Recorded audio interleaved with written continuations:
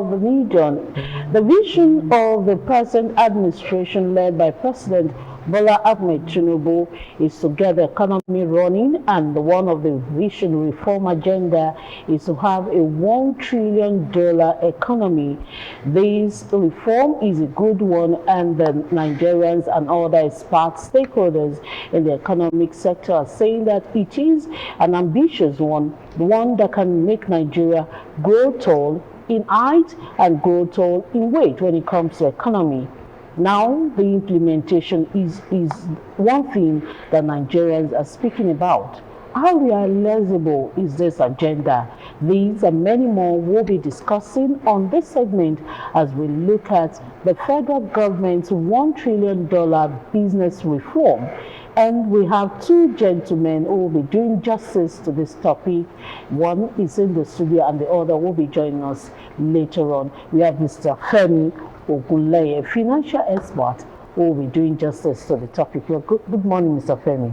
Good morning. Thank you very much. Nice to have you on the program. And my colleague is here, Moses Ojewumi. Together, we'll be doing justice to our topic.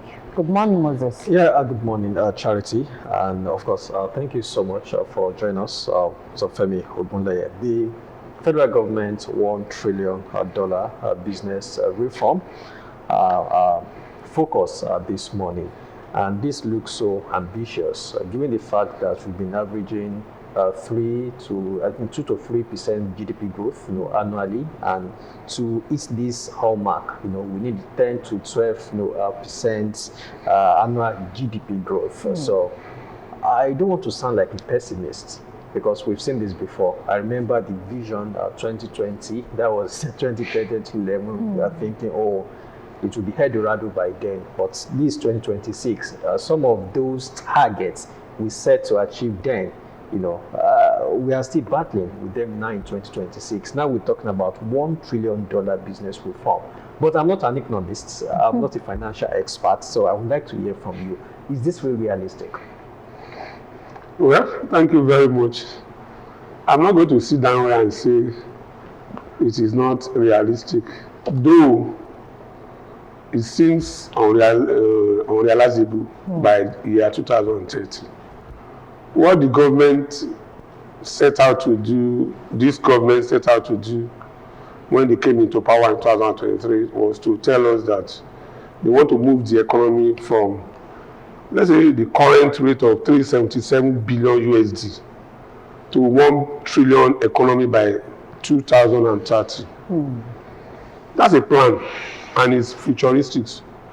Plans are futuristic in nature anyway. But we need to trace back to where we are coming from.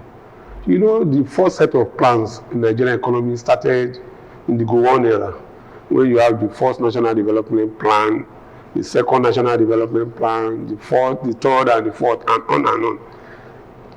Before we had Vision 2020, we used to have what we call Vision 2000.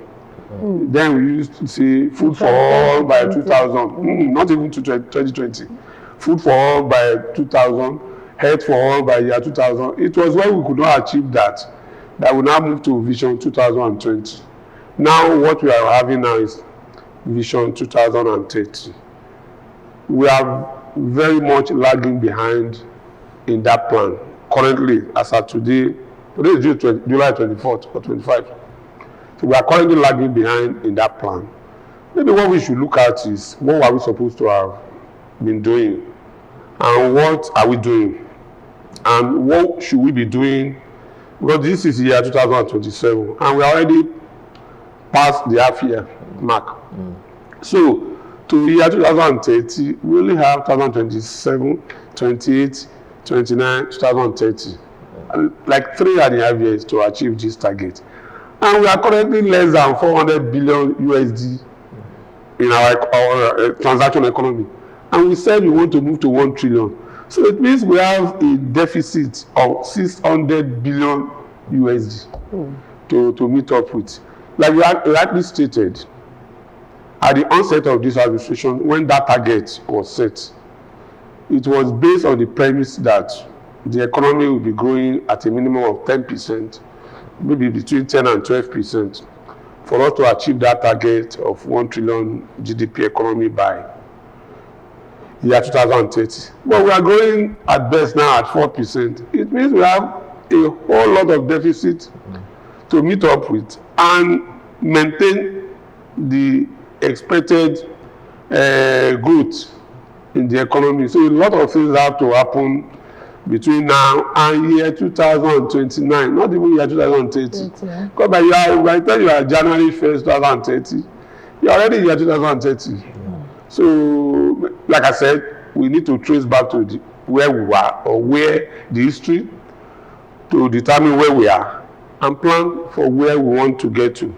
So that's what I can see now as it leads to that. Okay, looking at the economic reform of this nation, for years before now, administrations will come and tell you they have these economic plan, these economic reforms, and they have how they even come out with how these implementations will go on. So let's talk about the gaps between each administration. I think a lot of Nigerians are saying it is the gaps between these policies that is bringing this deficit and making it show that they are not realizable, or the targets are not being met when we set 5-10 year plans for our economy. So what gaps have you seen? As a financial expert, you must have studied those reforms and see that these reforms are good, but somewhere along the line the implementation and how those plans are being carried out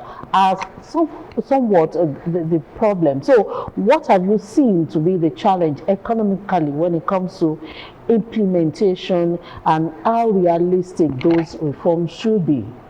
Thank you very much. You know, I'm not going to sit down here and blame any past administration, because the target was set by this administration. So when you are setting the target, did you not know that it may be difficult for you to meet it? It's because we are talking of the public sector. You know, in the public sector, a lot of things do happen and people get away with it. If it's in the private sector, the minders of our economy, the managers of the economy will have resigned or have been sacked. Because how do you explain that if it's in the private sector? You know, there's a wall of difference between the private and the public sector. Like, for example, in accounting now, if you are talking of revenue in the public sector, you talk of receipt and payment. In the private sector, you talk of revenue and cost, maybe income and expenditure. But in the government sector, it's receipt and payment. So that is why in accounting there's a special, or no, don't let me say special, there's a different platform to measure what comes in and what goes out. If I'm designing a project for a private sector, I will probably look at the quantitative part more. Because at the end of the day, the private sector person, we have maybe an AGM to report to, a board to report to, and you have to organize an AGM where shareholders will be seated, you present your report, and it is only based on facts and figures. How much did we make last year? How much are we making this year? What is the dividend payout? What are the other things, the shareholders fund that you have to look at? But in the public sector, it's not like that. You have to balance the quantitative and the qualitative. The quantitative is the figure, 1, 2, 3. How does it pan out to? The qualitative is the social amenity. You have to, okay, like for example, if you are the governor of Ogun State now and you want to maybe start projects, you will be thinking of like, okay, if I have 1, 2, 3 projects in maybe Ogun Central, I have to have another 2, 3 projects in Ogun West, or have another 2, 3 projects in Ogun East. Maybe the people in Ogun East needs hospital, and the people in Ogun West needs a football stadium, and the people in Ogun Central needs good roads. But the people in Ogun Central who are giving good roads could be also say, you have not given us a stadium. So sometimes, because I relate with a lot of guys who mind our economy in the public sector, and you have to also be careful when you analyze them. But my grasp is that when you set out a target and you say, okay, I'm going to achieve this maybe in the next 5, 6, 7 years, you must set a realistic target. And that's why I said earlier that if it's in the public sector, the board will have sacked you or asked you to resign. In the past 9 years, except the year 2023, Nigeria have not met its revenue target. In fact, last year, the revenue target was about 33 trillion. The federal government only had 10 trillion. Can you see? Less than 50%. That may not happen in a private setting. The board will ask you to resign because you set the target by yourself. What is happening is that sometimes, that's why most times these days, I don't like discussing Nigeria budget again. What is the essence of discussing a budget that at the end of the year you have less than 30% performance? So what is the essence sitting down here? We are too busy to be doing that. This year, the government have said the total budget is 58 trillion. The debt servicing is 15 trillion. The recurrent expenditure is 15 trillion. That is 30 trillion on its own. Take it away from 58 trillion. You only have like 28 trillion. The capital expenditure is just 26 trillion. And it is based on the fact that you are able to achieve your target 100%, which, judging by history, we have not done in the past 9 years, except in 2023. So it means that a lot of the projects that are listed on the budget may not even be done because they are based on financing. The government is doing deficit budgeting. The budget is at around 23 trillion deficit. Of course, there will be borrowing and some other revenue that will come in that the government has also highlighted in the budget. But we also have to look at the fact that a lot of things stated in that budget seems to be unrealistic, even as at now. And I'm only talking about the year 2026 budget. This budget is premised on the fact that our crude oil production by day will be 1.84 million barrels per day. Currently, we are doing 1.5, a little about 1.5, between 1.5 and 1.6. And we only got to 1.5 about 1 or 2 months ago. But we are lucky. Let me just say we are lucky because the revenue, the barrels per, the revenue target per barrel of crude oil was set at $63.8 something. Let's say maximum of $64. But now crude oil is around $100. $80, 100, 120. It was up to 120 at a point. So maybe probably what we are losing in negative crude oil production, we will gain from the high price of the barrels of crude oil per day. You could see that ab initio, when you set a wrong target, then you may not be able to achieve your purpose, the aim and objective of the plan. So when you set the foundation wrongly, like people who are engineers, who are builders, town planners, if you are supposed to use, I'm not a town planner, I'm not a building person, and I'm not an housing person.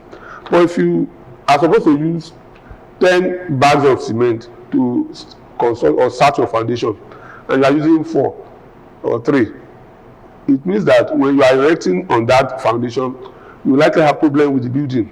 That's exactly what we seem to be doing. When you set a wrong target, an unachievable target, how do you expect to meet the target? How could we have said the oil production per day in 2026 was 1.84 million barrels per day, when as at December we are basically doing 1.2, 1.3?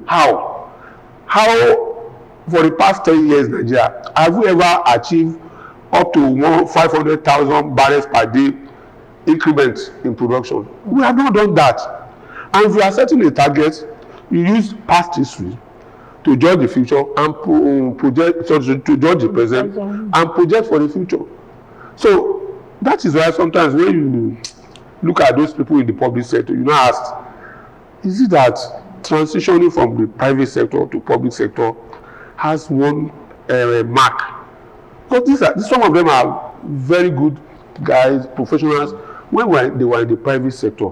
Is it that when you move to the public sector, the political issues override sometimes what you want to do? So we need to also look at those things. See, I've given you the parameters for this year budget, and these are critical parameters that will affect the budget achievement either positively or negatively. And as at now, it seems they are affecting the budget negatively. Okay, now, if we were to achieve this, Yeah. you know, it goes beyond the oil industry. Yeah. We also need other sectors, you know, to drive this ambition. So, which three key sectors do you think can get us this $1 trillion economy fastest, even if we don't achieve it in 2030? Thank you very much. Number one, you see, before we even talk of sectors that will bring us to the achievement of that set target in 2020, we also need to look at what are we supposed to do. You know, most times government, maybe at the national or subnational, governors, president, ministers, vice president, go out telling us that they want to encourage investors outside Nigeria. But investors will not come when some things are not done rightly. Which investor? I'm not trying to run down any state, but I'm just being factual here.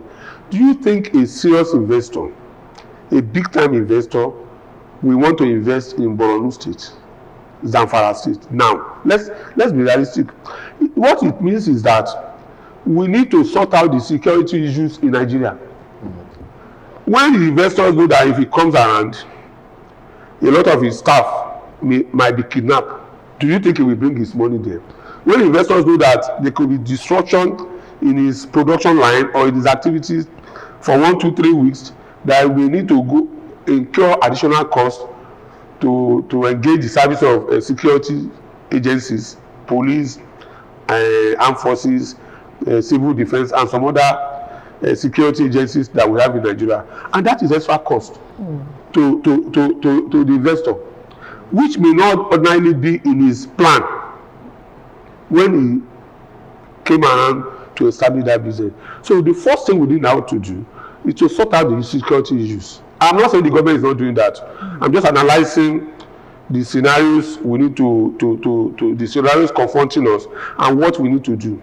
If you don't sort out the security issues, you won't have any investors. In fact, instead of having investors, we will be having the investment. People who are investing already will tell you that we want to move away. Shell left, Michelin left, Dunlop left several years ago. Not only for security issues, but for so many other issues. If the investing environment is not friendly, do you think any investor will want to come around? In fact, if you make the investment environment friendly, you need less propaganda. You need less traveling abroad. That will even incur cost traveling. You pay people circled, you burn fuel. A lot of people should be here running business, attending to issues, travel with you, meeting people that may not even come at the end of the day. Because the person coming to invest here will engage an independent organization to help him do what we call business appraisal, feasibility studies, to analyze the business environment. So we need to sort out the security issues first and for all. There is no country that does not have security issues, but when it becomes too much, that is when investors will now sit down and look at the investment environment. About 1 or 2 months ago, S&P and some other rating agencies upgraded our rating from BB minus to BB plus. That's positive for us. But these are some of the parameters that investors and financiers or project developers look at when they are considering investing in your country. The first thing is that we sort out the security issues. If we sort out the security issues, a lot of farmers will go back to the farm. The agri sector contributes about 23% to the GDP of Nigeria. About 23% agri sector, whether livestock, crop, any other thing, agri sector, 23%. And you also know that agriculture generally will improve when the security situation is stable or is favorable. A lot of farmers cannot go to the farm now. That is when you see that the price of goods and agricultural products cannot come down. And research also shows that the northern part of Nigeria contributes about 75% of the agricultural produce or goods in Nigeria. And I used to tell people, we all sit down here, especially of us from the south, that what are the northerners contributing to the economy, to the development of Nigerian economy. And I will sit down and tell you that most of the staple food we eat in Nigeria is from the north. Beans is from the north. Yeah. What else? Yam is from the north. What else do we eat? Pepper, condiments. A lot of them are from the north. Yeah. Even in livestock, cattle, goats, rams are from the north. So if you take away all those agricultural produce, what else do we have? Those of us in the south. We used to have palm oil. In the 60s, Nigeria was the largest supplier or producer of palm oil in the world. In fact, we produce more than 40% of the total world production. Malaysia came here in the 60s to take seedlings from us and listen to us, to listen to how we take lectures from us on how we were able to achieve that. This year, 3 months ago, Malaysia is the largest producer of palm oil in the world. Malaysia, there is only one called role reversal. So we took the position of Malaysia negatively. Malaysia took our position. Malaysia supplied close to 40% of what the production of palm oil in the world. 2 months ago, Malaysia Oil Council came to Nigeria. They were in Abuja, they were in Lagos, lecturing us on how to improve our production of palm oil. Isn't that frustrating? Isn't that annoying? In the 50s and the 60s, the king of Saudi Arabia was in University College Hospital Ibadan with his family to take treatment. University College Hospital Ibadan. Go to usage, they will give you an eyeball, you will see. The king of Saudi Arabia. Today, we are the one going to Saudi Arabia for health tourism. In fact, one of our former presidents died there in an hospital there. You could see how we got here. Now, maybe we should talk less on how we got here and ask ourselves, what do we need to do to change our situation? And I must say, the present government has done a lot. I'm not a politician. As of today, I'm not a politician. I don't belong to any party. But speaking professionally, I think the government at the federal level have done a lot. They met a lot of mess when they got here. And they cleared a lot of mess around. I am not saying that they have been perfect. There are rules for improvement. I just told you that the government needs to improve the security situation in the country. Okay. All right. Now let's talk about the inclusiveness. You mentioned some, and we want you to dwell more on it. If the economy is going to be growing the way we want it to, and 1 trillion naira is a lot with the deficit that is on ground now. So how inclusive should other sector be?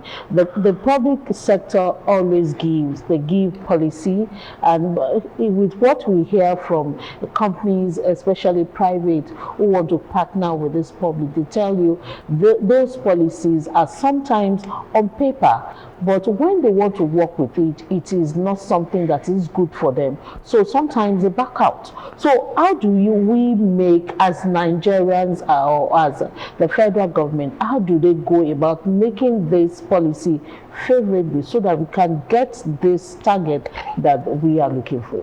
Thank you very much. You know, when the target for a $1 trillion economy was made, a lot of issues were raised, and government agreed to do some other things, other reforms, to carry out some reforms in the economy. And I think they are doing some of them. The first thing government agreed to do was to review the tax system in Nigeria, and they've done that. The government also promised to work more on the security side. They are doing that, maybe not as we expect. The government also promised to improve a lot of things in Lagos area, because Lagos State alone contributes close to 20% of our GDP. It means if you want Nigerian economy to get to 1 trillion, you got to pay more attention to Lagos. Forget about all those guys, all those people, politicians, public analysts, who come to radio, TV stations to say a lot of things. Lagos alone contribute about 20% of our GDP. So if you know that Lagos contribute about 20% to your GDP, and you also know that you are targeting a $1 trillion economy, it means that if you leave Lagos behind, and probably Port Harcourt, Rivers, and Kano behind, you are obviously not going to achieve your target. The government also said that it will ramp up a lot of infrastructure projects in Lagos and Lagos environment, and that was the origin of the Lagos Calabar coastal area. Okay. Yes, the Lagos Calabar coastal road rather passed through 9 states in Nigeria: Lagos, Ogun, Edo, Delta, Bayelsa, Rivers, Akwa Ibom, to cross River State. That is part of the project listed for the government to achieve its target of a $1 trillion USD economy. There's also Badagry Sokoto Road. Because a lot of agricultural goods are being moved from the northern part of Nigeria to the south. That road too is part of the Vision 2030. So when people just come around, the irony of the fact is that some of the people who run down some of these policies know, but maybe because they belong to the other party, or they just want to be unfair. Let me say they want to be mischievous. These are the roadmap for us to achieve the $1 trillion USD economy by 2030. The Lagos Calabar coastal area road, rather the Sokoto Badagry coastal road. Then in this budget, the government, this budget or last year budget, the government promised, the federal government promised to bail out, give grant of 80 billion naira to Lagos State government to improve its rail transport system. Because Lagos has over 22 million people. That is more than the population of Sierra Leone, Gambia, Liberia, can you see? Together. Lagos alone. So it means that to a large extent the government is following those plans.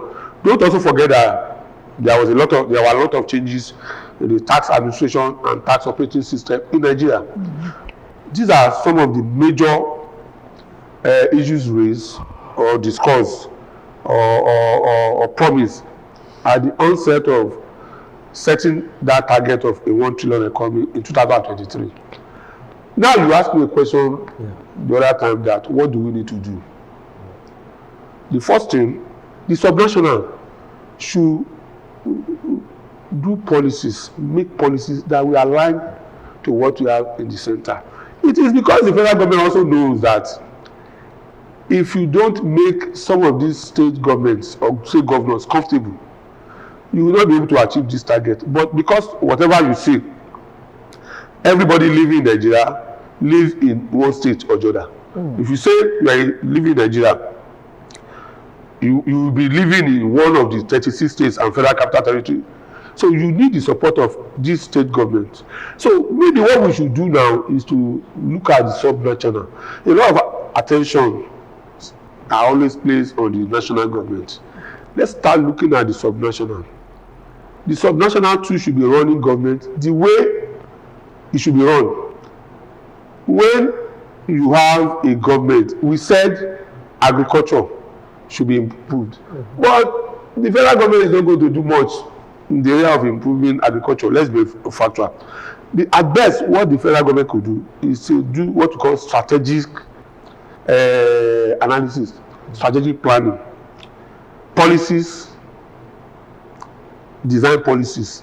But the implementation in most cases be by the state government.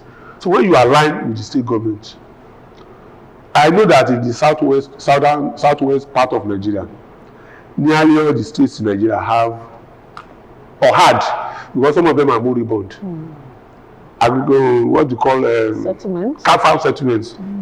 You know, we have like 8.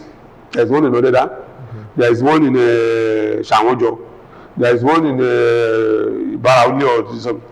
So many. What are the state governments doing to that? You know, I should say they have one in Iwo. They have close to 7. You know, those say they have in Okitipupa, they have in another Ado-Ekiti. In Osun State, okay, Osun, I mentioned in Oyo, they have in Iruwa, they have in Iseyin. This is the popular farm. There's a popular farm in Iseyin, farm settlement. These farm settlements were created during the regime of Obafemi Awolowo 60 years ago. Obafemi Awolowo was the premier of Western Region 1954-55 to 1959. They are all moribund. The ones that are operating at best on the efforts of private sector individuals who probably have signed a memorandum of understanding with these state governments, and we said we want to improve agriculture. How do we do that? Will the Minister of Agric in Abuja come to open farm in Ogun State? Will the Minister of Agric go to open farm in Oyo State or in Kaduna State or in Nasarawa State or in Enugu State? The subnationals should be aligned to their responsibilities. When we are talking of roads, infrastructure generally, in 2023, the federal government amended the Electricity Act. In those days, or prior to this present time, if you generate more than 5 megawatts, you have to transfer it to the national grid. So that did not encourage investment into the electricity sector in Nigeria. But this current government abrogated that law and brought out a new law and say you can generate any amount of or any quantity of electricity you can, and you distribute it by yourself, you sell it. It's only a few states in Nigeria that have domesticated that law. Lagos State signed its own December 4-5, 2024. Abia State have signed its own. How many states have domesticated that law? Is that now the fault of the federal government? Is that the fault of the federal government? At best, like I said earlier, what the federal government will do is to formulate policies. But the state government must domesticate those policies. The budget of Lagos State for 2026 is 4.2 trillion. Ekiti, Nasarawa, Jigawa, and some one or two Yobe have budgets of less than 700 billion naira. It means that the governor of Lagos State, if he is traveling by business class, the governor of those states should be traveling by economy. That's the truth. If you want to run your state the way it should be run, it means if the governor of Lagos State is buying 100 million naira worth of official car, the governor of Ekiti or Nasarawa or those states that are their budget is less than 600 million, the governor of Lagos is buying 100 million worth of a vehicle, car. The governor of Ekiti should be buying like 10 million. Or are they doing that? So when you cut your cost, you will have enough money to do or to execute developmental projects. So I've mentioned the fact that we need to sort out our security issues. I've also mentioned the fact that we need to improve production. See, improvement of agric production and security are together. When I was in school in the university, there's a course they say concurrent. So if you do them together, so they will say maybe if you fail this or maybe I forgot it. It's a long time I left university.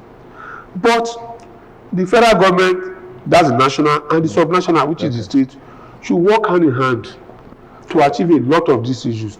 Okay.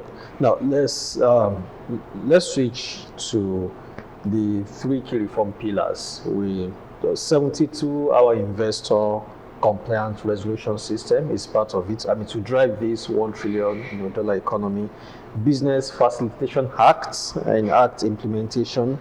I mean, creating a one government, approval, eliminating duplication, all of that. Then, the one that piques my interest will be the transparent, harmonized tax framework. Talking about what we've always talked about, harmonization of federal, state, local government taxes. This will end in a multiple, taxation and trying to let people pay less, but pay once, transparently. But harmonizing federal, state, local government taxes, they are bottlenecks. So, How achievable is this? It's achievable. Very, very achievable. It is the enforcement that are our issues in Nigeria. It's not only in the area of economy. All around, it's enforcement. We have too many laws self, but it is in the enforcement that we have issues. Don't you all know people who are stealing our money? Who is enforcing the law on them? I know that if I go to some government agencies, they will ask me for kickbacks, that their bosses also is aware or are aware. Who is enforcing law? We have laws in Nigeria. Like I said earlier, it's not really the area of tax or taxation or economy. It spans around all strata of life in Nigeria. So once we know how to enforce the law we made ourselves, you know, there's no foreign government that has imposed laws on us. We are the one that enacted those laws, and we are the one that have failed to enforce those laws. Where I was coming from here, even when the traffic lights show red sign, some drivers still wait instead of us to wait. It starts from all those things. As little as obeying traffic laws, we don't. Some people still drive on one way, you know, against the traffic. If you don't maintain or enforce those little laws, you can't enforce the seemingly bigger laws.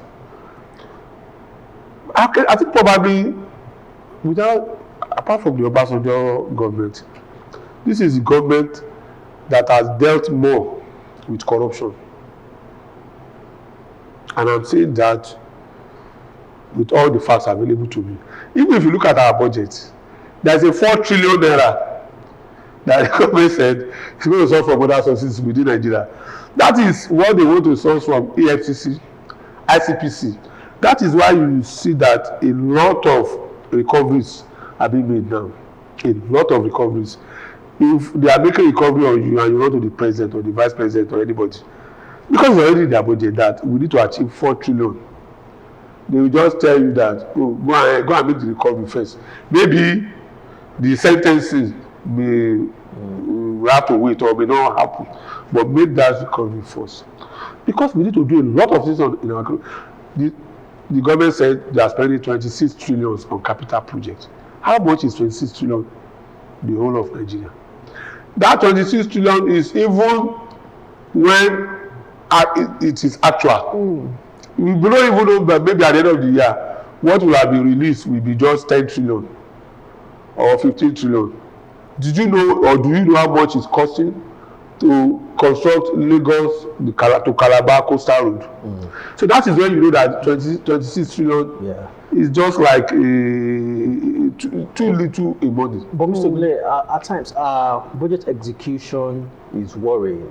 For instance, we heard that the Amajiri, commission, spend money on roads, and you are wondering, what does Amajiri Commission have to do with construction of roads? And we're also seeing ministries moving out of their purview. So what can you say to that? With my understanding of the Nigerian financial market or sector, and with my understanding of project conception, project development, and deal closure in Nigeria, I'm sorry to say that will likely not happen. That will you see, there are a lot of things on the social media that sometimes those of us that really work on the Nigerian economy, we just laugh. And when you call either the commissioner in charge or the minister in charge, the person will just be raging and say, why this did not happen? You know, we are in the political season, a lot of things we hear, and you're like, what? It is not possible for Almajiri Commission to go and construct road. Maybe Almajiri Commission will construct road that leads to that school, so that people can, it will be easy for people, for students, teachers, or any other person coming to that school to navigate their way there. But you see, those social media politicians can turn a lot of things around. I am telling you that as far as Nigerian economy is concerned, Emergency Commission will not construct road to schools. Yes. I mean, the report All right, says, the let's report not- says, the let's National talk Commission about- for Almajiri and Out of School Children Education earmarked 8.4 billion naira in the 2026 budget for road construction, which is outside its statutory mandate. But anyway, because of our time, just wanted to, that it's no ESAs. It's based on fact that that amount was. What is that road for? But is it leading to a school? I've told you, at this level I've gotten to, I won't come here and be telling you because I don't like the government or I like the government. I will say what the government have not done positively. I will say they have done that. Or what the government have not done, I will accuse them of doing. One of the reasons why you invite me here is because I will give you facts and figures, and I will talk to you professionally. Because there are viewers listening to us or watching us.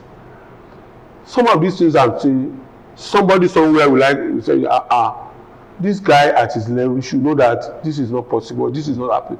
And if it is happening, let them bring evidence. Yeah.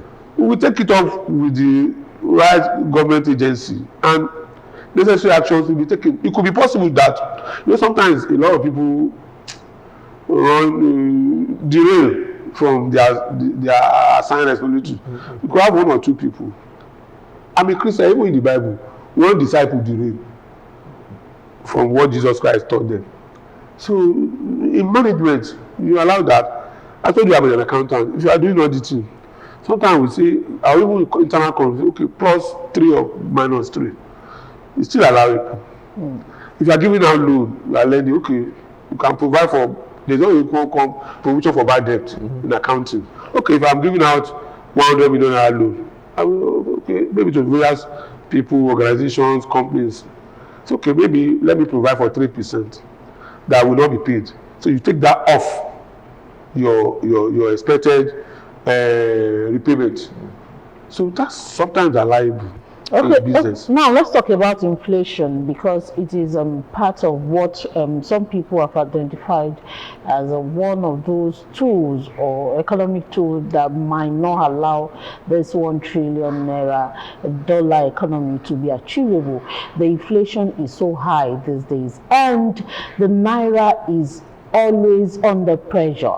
And so if 1 trillion naira is going to be achieved, how will the government sort the issue of inflation and the pressure on naira? Now, all these budgets, all this target is on dollars, and we are spending naira. So how do we juxtapose this naira, dollar, and the inflation?